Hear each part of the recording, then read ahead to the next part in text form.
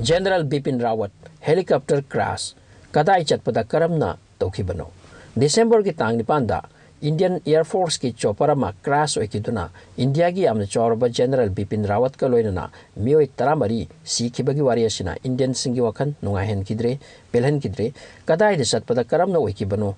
haibagi matagda khajik share thamjari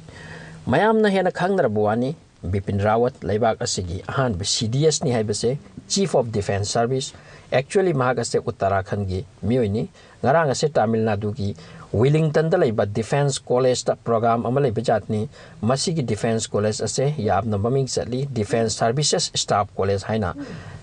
masidagi afaw ba army officer sing thok I mapan gi mi singsu tambalak nei hai college asida ngarang nungthil wairam interaction program ama lairami maduda Bipin Rawat lecture ama pigadabani program aduda mahak chief guest oina invite tobani maram asina mahak Delhi dagi Tamil Nadu gi Wellington da chatpani Bipin Rawat Chief of Defence oibanina mahak na chatpa amasung program asigi matangda Navy Army Air Force ki head singsu soidana khangi maramdi department ahum asigi head ni Delhi dagi journey hokibani mayamna salute katlaga mahakbu thindoraki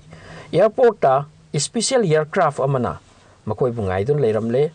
special aircraft to ki number na K3602 ni mahaki wife Madhulika Rawat Sumaga loina na chatki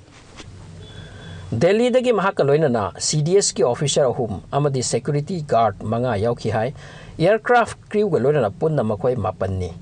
Delhi dagi Tamil Nadu gi Salur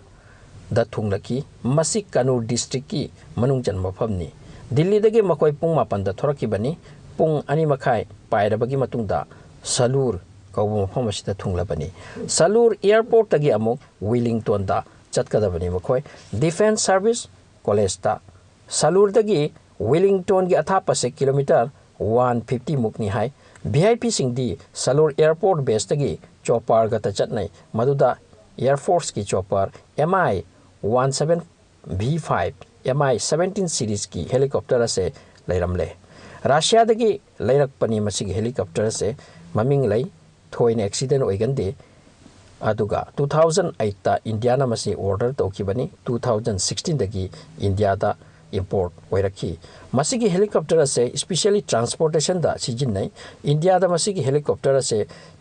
chama ga yankhai muk lei hai even prime minister su masi tongi chingi lamdamda chatpagi damak Bipin Rawat ki wife amadi magi guard manga ga loinana tongan ba mi manga amaga Salur dagi tonglaki to tell me taramari sure Salur dagi plane ase helicopter ase 11:45 ta thauba horaki masigi matungda 35 minute ti kaisu problem leramde actually chopper ase 12:30 da college compound leba chopper ta pamal da tagada bani thongada ba only minute tara mukta mangai ra bani 12:20 ta bada chopper ase Kannur district ki Nanchapa Sataram Kateri kauba mafam asigi mathakta pairami mafam ase jungle ni uwa kharapung na hopung mafam ni lambi thong thoina mathong naida mafam ni khungang ni milan na taba area ni numit asida mafam sigi weather su thoina pharamde ayuk tagi nong na kupsili nong nem na pai mafam ase hilly area ni anem ba chingsing leiba Kannur Uti ka haiba mafam se thoina lapna drabani koiba nungai ba mafam ni Uti da demi koiba yam chatnai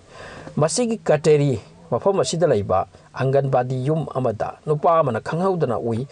helicopter ama atia da khonjel ga loina maina chakpa magi mitki magda chopper ase maina chaktuna uwa marakta tasinki tapthadana nupa asina chelaklaga mafam adugi nakta leiba fire brigade police na chingba da phone tawi adubu luribadi chopper chaktuna takraba mafam asi phawba gari yoba yade hai khong ni changba su khara wai hairi mathang tawduna pawase Army Air Force yore khungangi mi singsu chengsinare manaku laiba police amamasu chengsinare rescue gi damak ngayak matung Army police loina changle Air Force singdi han badagi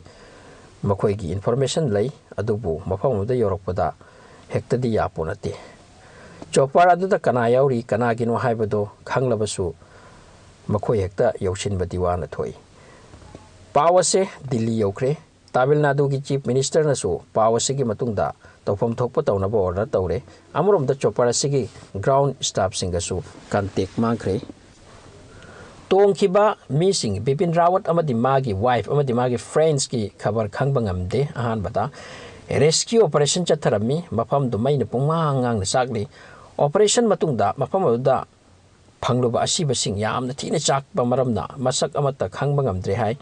कनाना करम्बा ओइबनो खंदोकपा याते हाइरी मरम असिना अहानबदा मी कया सिबनो declare हेक्ता तौदबनी तुंगददी chopper अदुदा तोंगबा मी अमत्ता हिंगदबगी पावलाकी मी 13 दी सिखिबा खंगले अमा यामना critical ओइबगी वानी DNA test नतना कनाना कनानो हाइबा ngambagi wa leitri asibasing gi hakchang Delhi da purakpagi da laknari kanana su thajaramde asum noi kini haiba 12:20 pawba kaisu torom da ba only 10 minute ki manungda sukcho accident na sewi ki bani chopper se kari gi chakhi banu haibasi ki matang da tangdang ba maram khangdri hairi chopper type se operate tori ba pilot sing haibadi weather na oibi ai atai di thoina maram ude chopper si weather ka khara kiningai lei अतई दी थोइन उदे बिपिन रावत अमदि मागी टीमबु पुदना थौखिबा pilot अदुसु याम एक्सपर्ट ओइबा पायलट नि हाय एक्चुअली रीजन करमना ओइखिबनो हायबसी होजिकसु खंग्री जनरल बिपिन रावत मसिगी मांगदसु हेलीकॉप्टर एक्सीडेंट अमदे चेना रुबने चिता हेलीकॉप्टर दा देमापुर की रंगा पहाड़ दगी पाइखिबन जादा तोंखिबा मिसिंग सिहौदे एक्सीडेंट अदुदा मतमदा बिपिन रावत सीडीएस जनरल ओइद्री MI helicopter sing thoina accident oigante hay adubu assembly da MI helicopter asigi matang di special discussion oidori jawa sang sing asumna siba horok labadi amang bani akibani masina kari alert oiba yai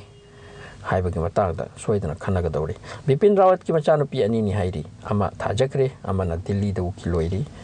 achauba mi amana asumna laikidaba se nungai taba poki video bu yengbi bagi da thagasari channel asida anau boira badi subscribe to simbi